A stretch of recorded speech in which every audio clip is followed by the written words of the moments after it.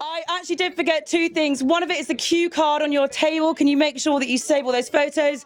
If you know Charlie, you know she likes photo. Secondly, if you know Charlie, it's a card only bar, so make sure you get her a drink. She could drink at this one. So now I'm going to... Sorry, I should have paused for laughter. Right, I have the absolute privilege to introduce you to my favourite man in my life, my father and the father of the bride, you lucky devil. So please put your hands together for Jeremy Goldberg.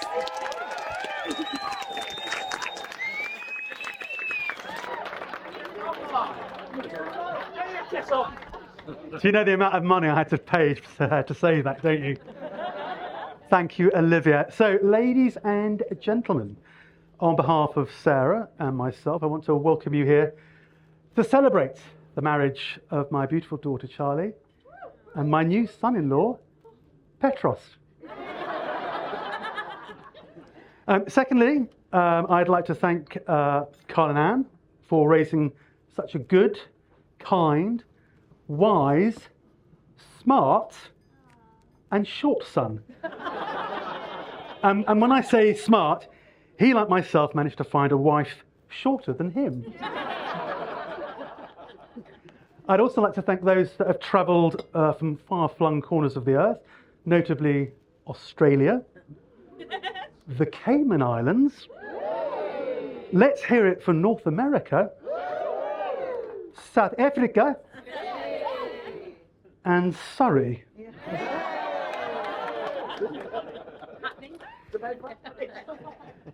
So we were incredibly impressed with Pete when he first met Charlie, as he told her that he wanted to come and have dinner with us very shortly after they first met, and was, shall we say, quite an open book, which we didn't quite know how to take it because he was just so honest.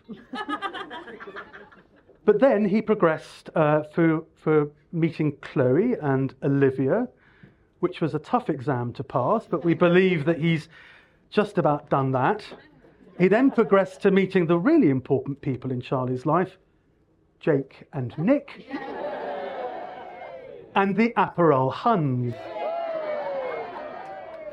And of course, finally, there was the final hurdle of the Grand National, Boxing Day at Auntie Bev's. By the way, you should know that I have had a little bit to drink, and if I start crying, it's because I'm allergic to alcohol. So, Charlotte Elizabeth Frances Culverhouse.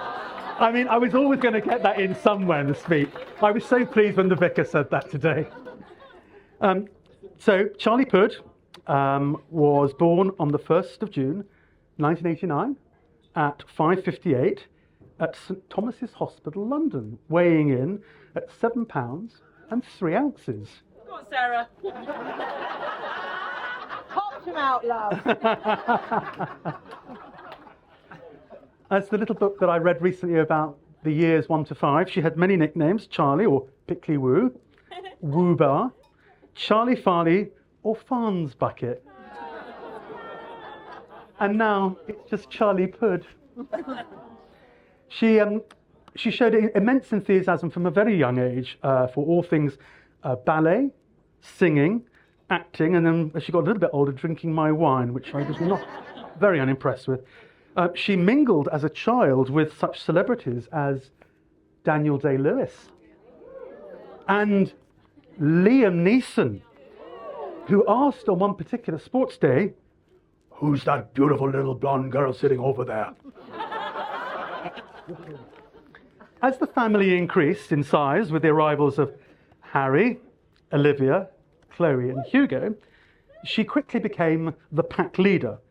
She demonstrated the leadership qualities that she would utilise in later life. Evie, don't say anything. Rounding up her siblings to throw rocks onto a car from our garden hedge.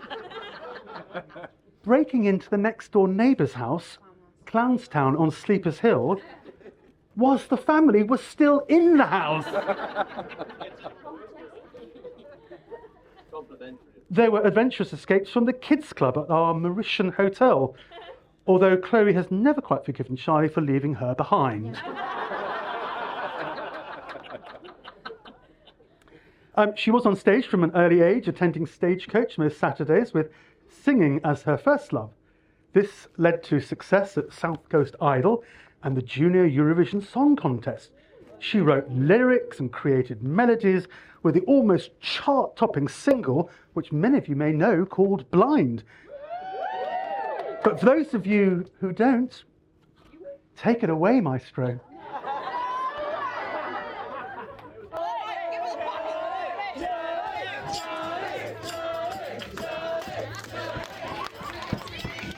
You mean more than anything to me. The lyrics are. Yet To be mine for eternity. Why am I still crying? oh, the Everyone together for the chorus, surely. If love is fire, where is the flame? The tears of pain, here's my sea. Listen to me. That's enough, yeah? Yeah, that's enough. Oh, Well done, honey. that wasn't the half.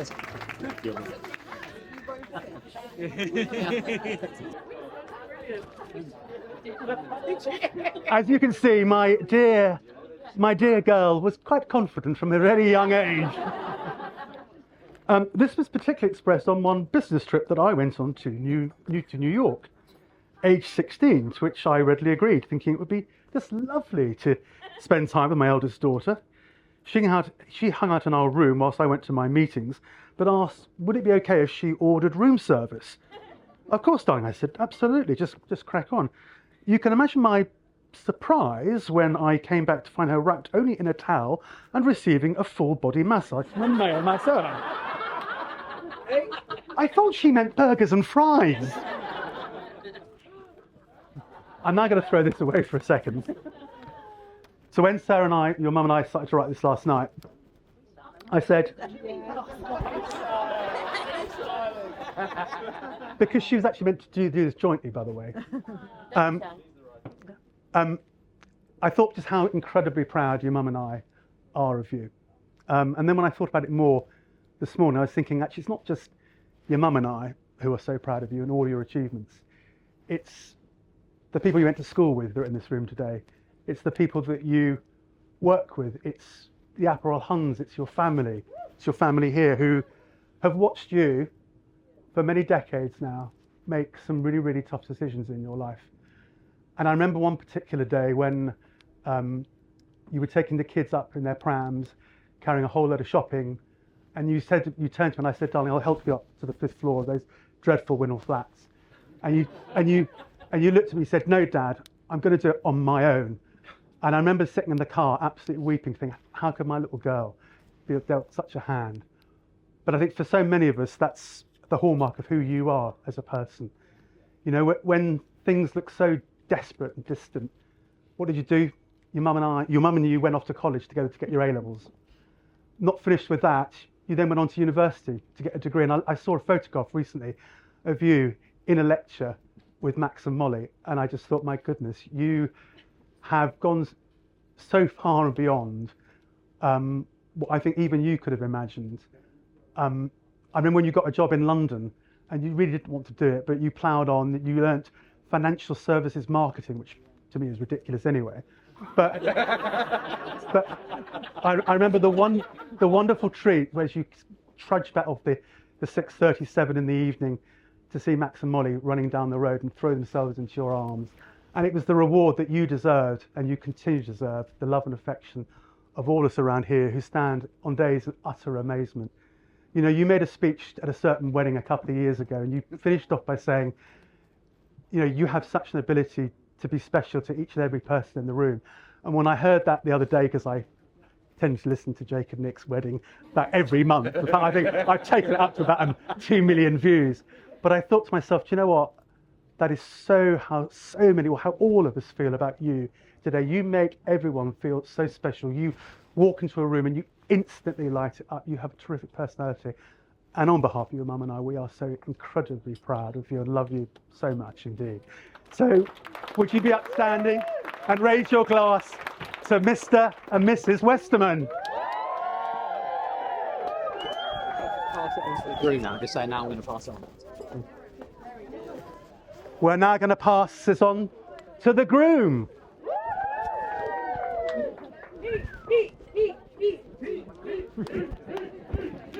Great. Amazing. Ooh. I'll get out of there. Great job. Thank you. Awesome. Wicked. Right. I am mic'd up. Can everyone hear me all right? Yeah, okay, it's kind of weird. Thank you so much for those kind words, Jeremy. And thank you all, in actual fact. I've started my speech. I've got it all written down, so if I get a little bit confused, I can go, So it goes like this. Thank you, everyone. I've written this speech a number of times.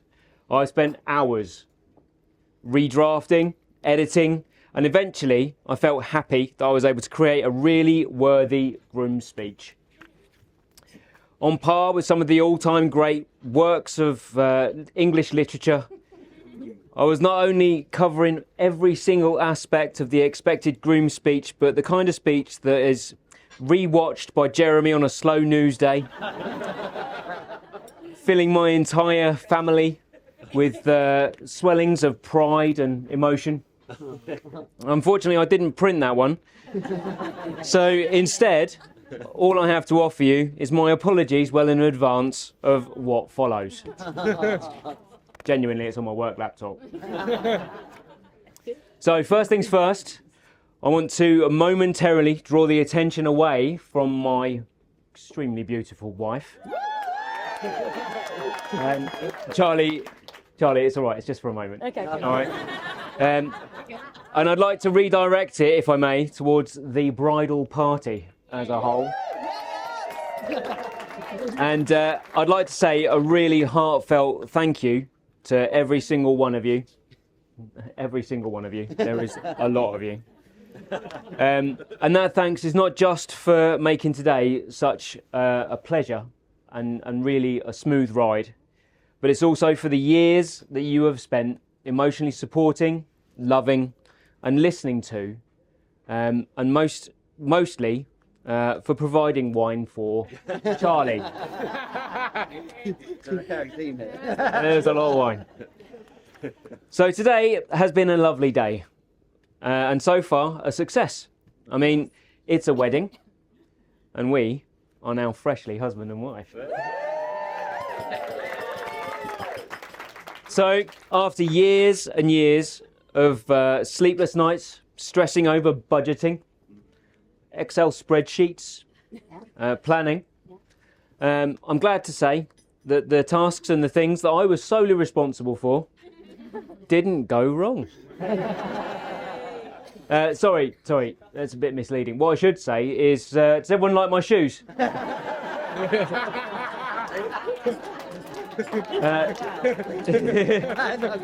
Apart from her. So, in actual fact, and truth be told, I've had a lovely day so far. So, thank you all very, very, very much. And not just for coming to here together today to celebrate our wedding. It's our wedding.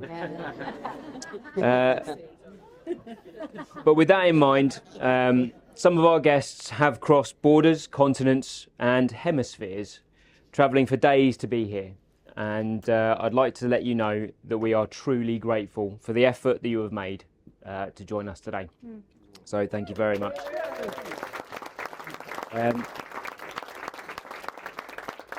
And whilst I'm on the subject, I'd like to take a moment to remember and acknowledge the people most dear to us who could not be with us today. It's unfortunate not to share these moments with them, but they are missed. They will always be with us in our hearts, thoughts and prayers.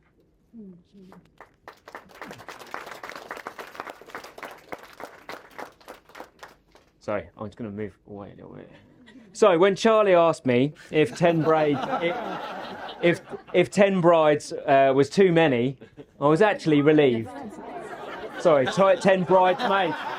10 bridesmaids. Because the answer is always the same. So, You're a greedy fella. so, when Charlie asked me if 10 bridesmaids was too many, I was actually relieved. I'd actually recognised that it might be quite a long list. The thing is that when most people meet her, they quite quickly see how special Charlie is. Even though she has no idea. When I first started courting Charlie, I asked her to take a very short quiz, which she passed. Weird. Yeah, it's weird. I quit.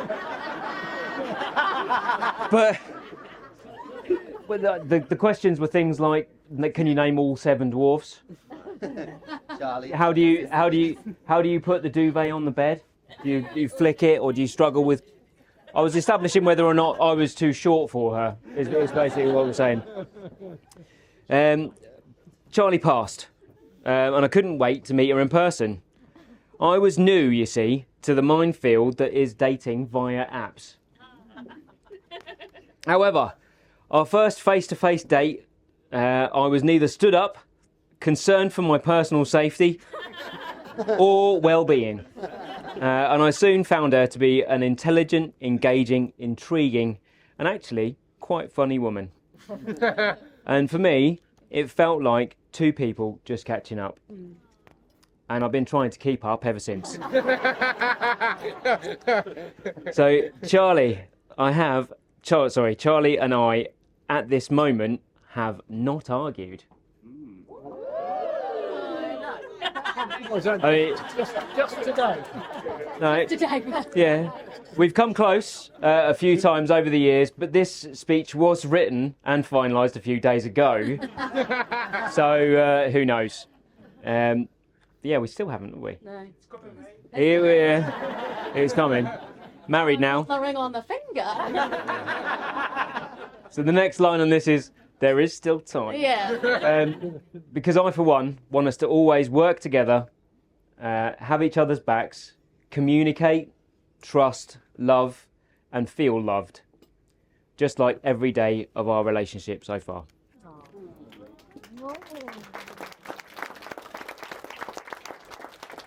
So, I've written this bit in block capitals, so this must mean Mrs. Yeah. Charlotte Yeah. Elizabeth Francis Westerman. Yeah. That's the reason he's standing back. Yeah. Thank you very much for swiping right. And I just want to say, thank goodness I didn't end up as just another anonymous character in your blog, The Tinder Tales. So, Still time. there's still time. So, ladies and gentlemen, please raise your glass and join me in a toast to friends, family, and love. To love. Pretty good, baby. Nice. Well done.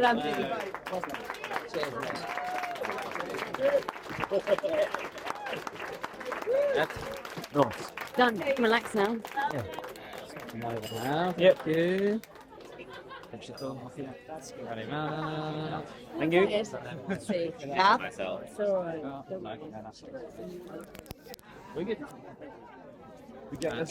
Do I need to press it now? Yeah, press the green one now and then up we go. Is mine ready? Yeah. Am I on? Yours is on. Yours is on. Perfect. Hello. Plugged it already. Can you hear it? Yeah. What are you best known as? Aperol. April Home. Yeah. Everyone. Ladies and gentlemen, we now have another speech. So please put your hands together for the Aperol Home.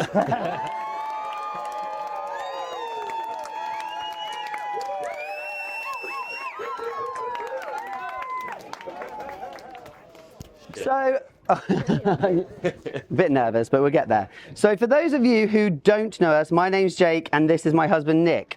Together we've had the immense pleasure of being Charlie's best friends for over 20 years. To get you up to speed, from the age of 12, she has always described me as her flamboyant friend Jake. And since meeting Nick, she would describe him as the home-wrecking whore who stole her man.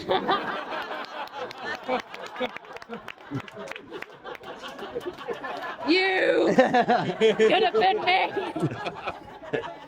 We've been by her side through thick and thin and fit for 30, for anyone who remembers that phase. From her frazzled bleach blonde hair in the noughties to today's stunning bridal look. Not that I'm the one to talk about bad hairstyles, but you look beautiful. Absolutely stunning. We've seen Charlie grow from the big busted teenager who thought that owning a skateboard made her an actual skater to the beautiful, intelligent woman sat before us today. Charlie has always had a very wide circle of friends. She's incredibly popular and she loves having people around her. So we knew that she would have an army of loyal bridesmaids to support her on her special day. Girls, you all look absolutely stunning. Yeah. When selecting her bridal squad, Charlie carefully chose important people from every stage of her life. You may think that 10 bridesmaids is quite a lot, but Charlie loves to be loved. So in reality, the bridal party could have been a lot more than 10. And here's a quick shout out to those who she considered but didn't quite make the cut.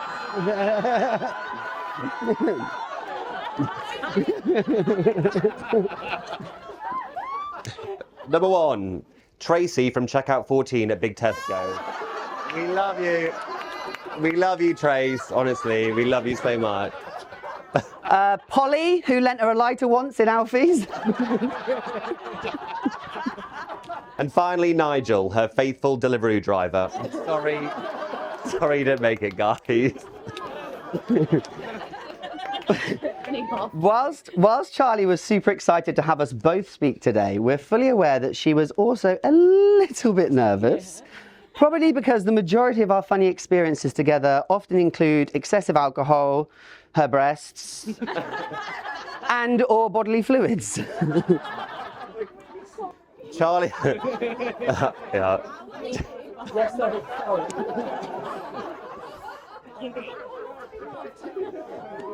Charlie also likes to think that Jake and I add a little sparkle to our tales about her.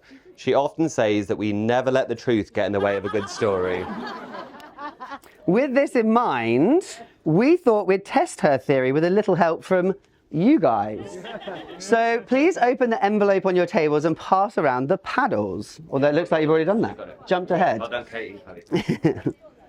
So the game will work like this. We'll tell you a Charlie story, and using the paddles provided, you will decide whether it's true or false. Please face your paddles to our table when you answer, and we'll do a count.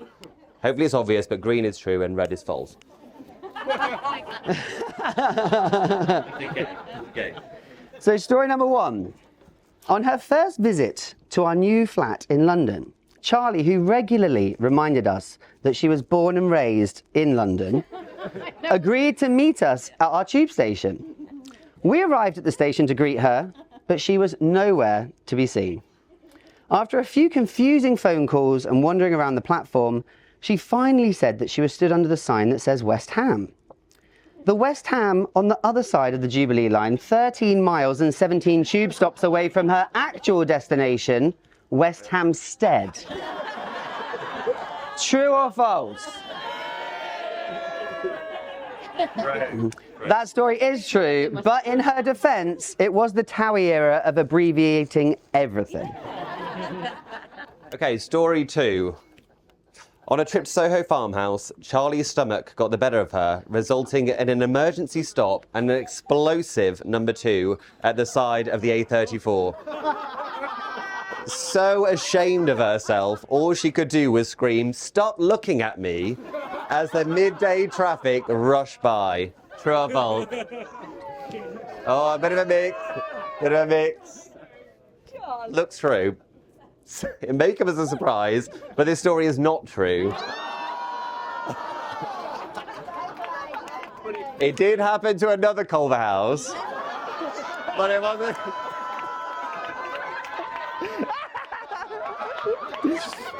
But it wasn't Story number 3. After a few too many drinks at Sarah and Jeremy's house, Charlie found herself in a situation where the dishwasher seemed like the perfect place for a quick pit stop. Yes, you heard that correctly. This girl sat right here once turned her parents' dishwasher into her own personal toilet. Thankfully, it was just a number 1. True or false? That's quite a mix. Jeremy, I'm really sorry to say that one is true. But if it makes you feel any better, it's not your current dishwasher, so that's fine. Okay, next story. I've managed to go so many years without Well that done. story This coming is out. so good, I'm loving I this. know. So, next story. The morning after a boozy night out in London, we walked into our living room and there was Charlie sprawled out on the sofa, still in last night's outfit. The best part, she'd fallen asleep with a Domino's dough ball in each cheek. She looked like a hamster preparing for winter with garlic butter smothered over her lips. Jake and I couldn't help but laugh as she woke up, looked at us with the dough ball still in her mouth and mumbled something along the lines of, "Breakfast is served." True or false? Is it true? I want it to be true. False. Unfortunately, the story is not true, but Jake and I had a lot of fun writing it. And the final story. Charlie wanted a night away to unwind from the stresses of life, so she booked her stay at a quaint hotel with a Travelodge in Eastleigh. In the afternoon, she went down to the spa and slipped into the hot tub. She switched on the jets, closed her eyes and savoured the warm, bubbling water, asking the hot tub, "How wet are you?" The jets melted away her stress, one in particular targeting the perfect spot.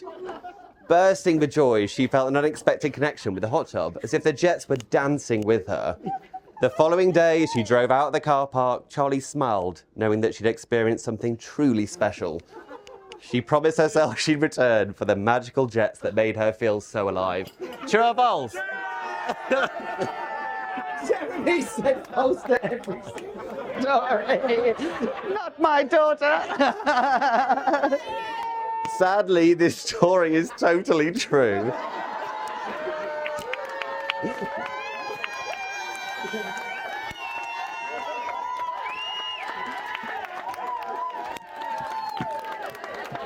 What's more shocking than the story is the fact she phoned Jake and I on the drive home, expecting us not to tell anyone. So, Charlie, in conclusion, at least 50% of our stories are true, but it doesn't matter anyway because the majority of people are going to believe us. Now that's settled, it's important to acknowledge that you don't get to 20 years of true friendship based purely on banter and funny stories. Whew. Charlie, we first met during our most influential years. I don't remember the exact day, but I believe we were upstairs in the Stanmore family church. I just remember thinking, this girl is a bit of me. And what a cracking pair of tits. Woo! You and I quickly became the troublemakers at our quiet Christian private school. And then after they were sick of us, we separated and went on to cause trouble more quietly at our larger state schools, King's and Henry Beaufort. For most kids at that age, no longer attending the same school would be the beginning of the end, but not for us. We decided to attack the Winchester social scene on 2 fronts, merging our friendship groups and remaining the best of friends throughout. Our journey together has been filled with countless memories, laughter, and shared dreams, from the awkward teenage years to the milestones of adulthood. We've stood by each other, growing and evolving together. I feel even more lucky as I've been able to watch you fall in love with my husband too, forming an incredible bond that has made the 3 of us totally and utterly inseparable.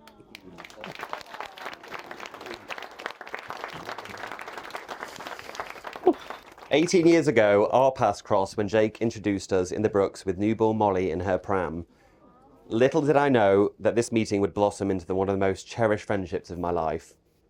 We've shared countless memories, laughter, and even some tears, but there's one particular chapter of our friendship that stands out to me. In 2006, I faced the daunting challenge of moving to Winchester, leaving behind familiar faces, places, and the comfort of my established life.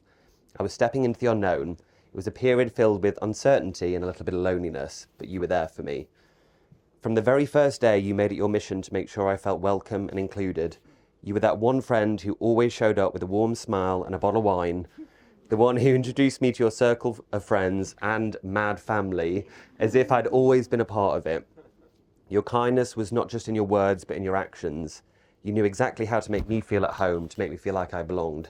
You have this incredible ability to make everyone feel valued and cherished, and I'm so grateful to have experienced it myself. Oh, it's still me. Sorry. It's still me. Through you, I learned the true meaning of friendship. It's not just about being there in the good times, but being a pillar of support for each other when things get tough. You've been that pillar for me and Jake, and I know for many others in this room too. So I just wanted to say thank you from the both of us. Yeah.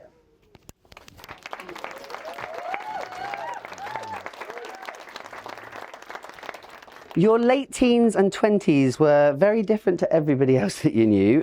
In the midst of sleepless nights and balancing responsibilities, Charlie made the bold decision to pursue higher education as a single mum. While some of us were enjoying carefree days, Charlie was juggling her coursework and late night studying, all whilst raising Molly and Max.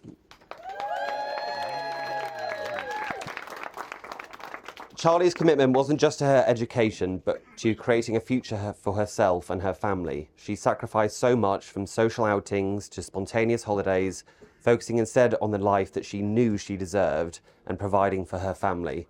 Her determination paid off as she graduated and stepped into a successful career, which she is currently slaying. We're all so proud of you. Today, we celebrate not only our incredible friend Charlie, but also her wonderful husband, Pete. From the moment we met you, your warmth and love for Charlie has shown us why you're both such a perfect match. It may have taken you a while to find each other, but this journey has made your relationship even more special and meaningful. Charlie once wrote a song with the opening line, we actually heard it earlier. If it's meant to be, it's meant to be. This line perfectly sums up your story. Your life experiences have created a deep bond, allowing you to understand and support one another in ways that are truly unique to you. Your kindness and genuine care have not only brought joy to Charlie's life, but also to the people closest to her.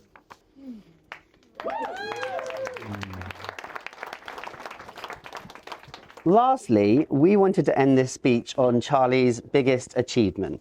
All of us have had the privilege of seeing... fuck me. All of us have had the privilege of seeing the love that you pour into everything you do, especially into raising your two incredible children, Molly and Max. You have faced challenges head on, navigating many years as a single mum with determination that is totally inspiring. Molly, with her infectious humour and quick wit, is a testament to your ability to find joy in every moment. We love you, Molly.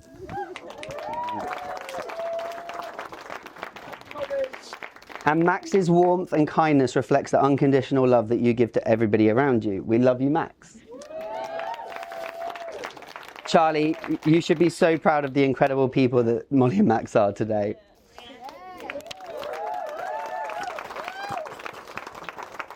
Can I now ask everyone to stand up and raise your glass? Yeah, you stay seated then. First to Charlie, a remarkable woman, a loving mum, a cherished friend, and now a wife. Hey, your journey has been nothing short of inspiring, and we are all blessed to have you in our lives. And secondly, cheers to the beautiful family that Charlie and Pete have created with Molly, Max, Joel, Savannah, and Owen. Yeah. And finally, to Mr. and Mrs. Westerman. Hey.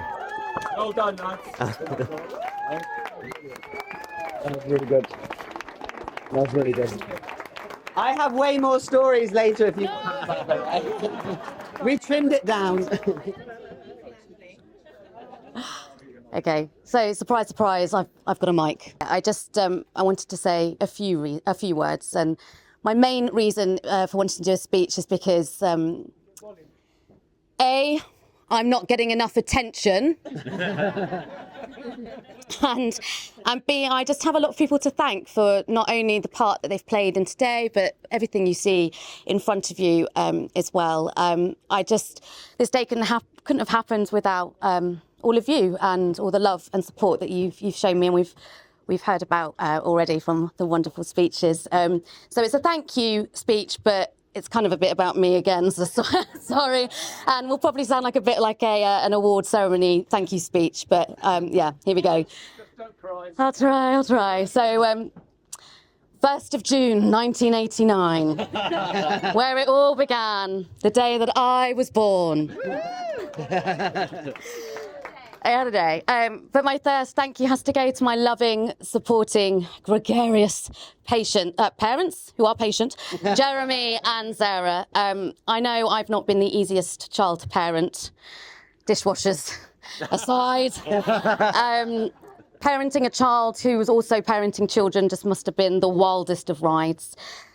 You are two of the strongest, most loving and accepting people that I know. You are my inspiration when it comes to laughing and loving through the tough times, laughing and loving through the good times, and knowing above all else that the answer to anything and everything is a glass of Prosecco and a hug. Prosecco first. Thank you, Mum and Dad. To Anne and Carl, thank you for not only raising a wonderful pair of sons, but for demonstrating the love, patience and commitment that you have to one another. Your marriage has clearly been an influence in the wonderful man Pete is today. Dougie, thank you for your steadfast support and love to Pete. Whatever the distance physically there has been between you, however long the lapses in between welfare checks, Pete has shared, you're both guilty, Pete has shared with me how much your guidance as a brother has also shaped him over the years. So for all of you, I'm so grateful.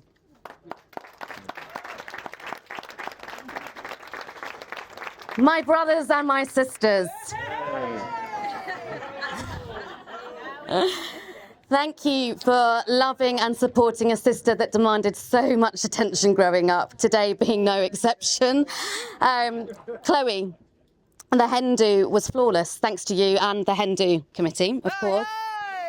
But your love and loyalty to me showed up in so many different ways over that weekend, and I'm so grateful to you, so love you. Olivia, I don't know if any of you know, but she was MC. Did she tell any of you that? Your hype queen nature, your loving energy and care have meant no one else could have been MC today, Liv. And you both are the most stunning bridesmaids. I love you both so much. Thank you. Harry and Hugo, the best brothers that may not have known every detail of what was going to happen today. Harry at one point asked if it was a christening. You've shown up today. You're looking hella handsome. You've got your arms and your hearts wide open to support. You've got your brawn, you've got your charisma. I just love you so much, and I'm so lucky to not only call you my siblings, but my friends too.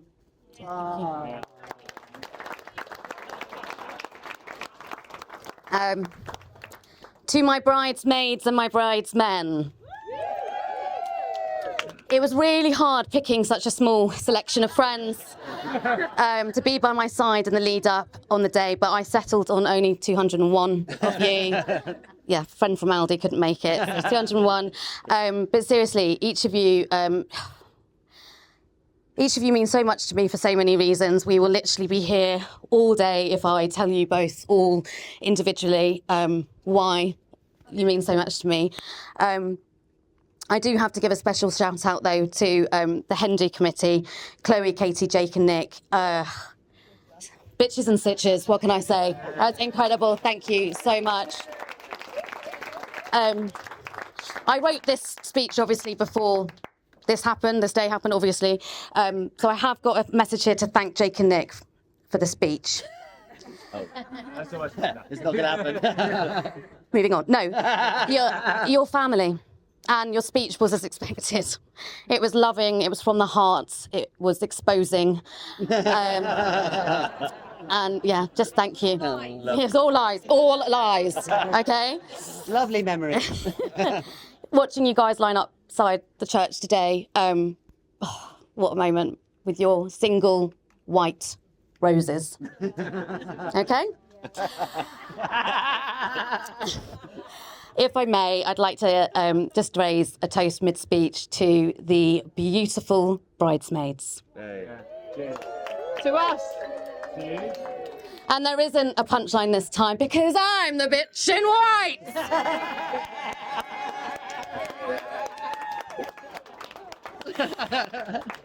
Okay, we're going to bring it down a level. To my children. We've gone through some really challenging times together. Thank you for bearing with me as I tried, and I still try to figure out parenting. Thank you for putting up with my tears and tantrums almost as much as I put up with yours. Almost. You're my reason. You're my reason for picking myself up and dusting myself off. For keeping me on and for always striving for better. You inspire me, you motivate me, you are my reasons. You make me proud every day, and today is no exception. I love you both very, very much.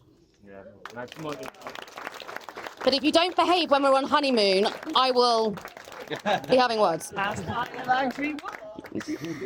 party next week, Wednesday.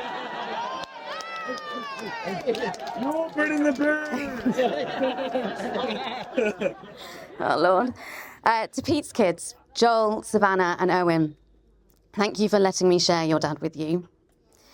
One of the first things that made me fall in love with him was the way he spoke about the three of you. Because of you, he knows so much more about love. I'm so grateful to you for accepting me and my love for your dad. And so my vow to you is to always love him, even when he's singing or buying me a toothbrush for Christmas.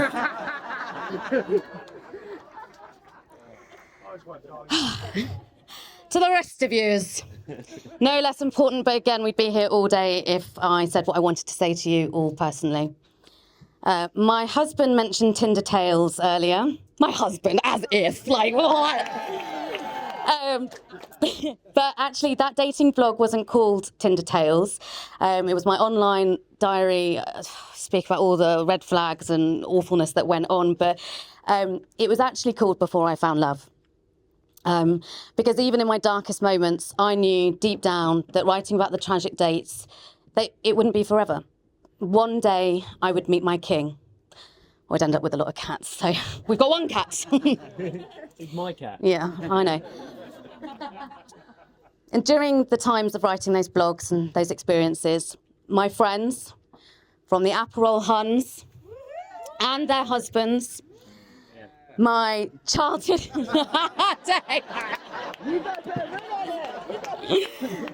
and Dave.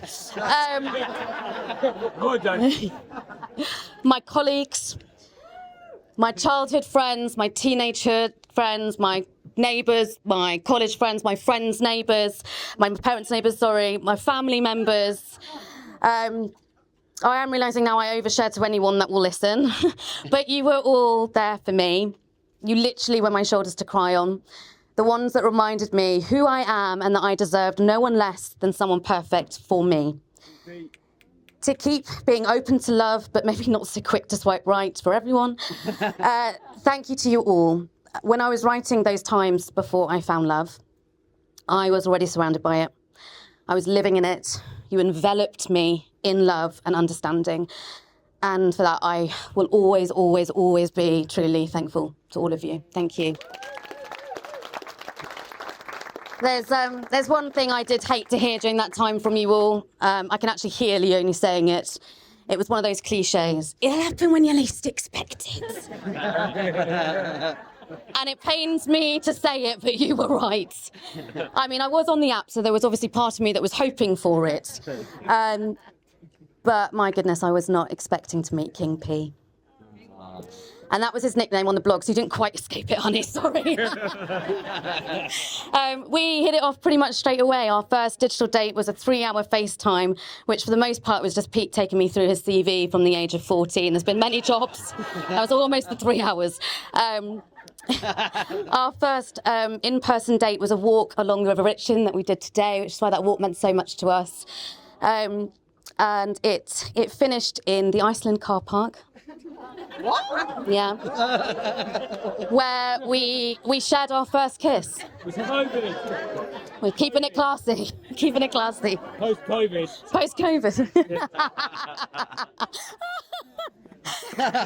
You know that's the truth. Unable to wait any longer, our second date was the following evening, which was a picnic on the lawn just outside the cathedral, and we've pretty much been inseparable since. So my last thank you goes to King P. Perfect Peter. My squishy, my husband, Pete. Thank you for falling in love as quickly as I did. Thank you for jumping in feet first, for loving Molly and Max. And in a way, I'm glad for all the experiences before I found love. Without them, I couldn't have fully appreciated your kindness and your patience, and I probably wouldn't have appreciated your dance moves and your tag jokes either. You still don't. I still don't know. Simply put, thank you for loving me just as I am. I'd like to raise one last toast to all of us seeing and appreciating the love in all the places it shows up in our lives. Yeah. To love. To love. Oh, yeah, okay. Woo!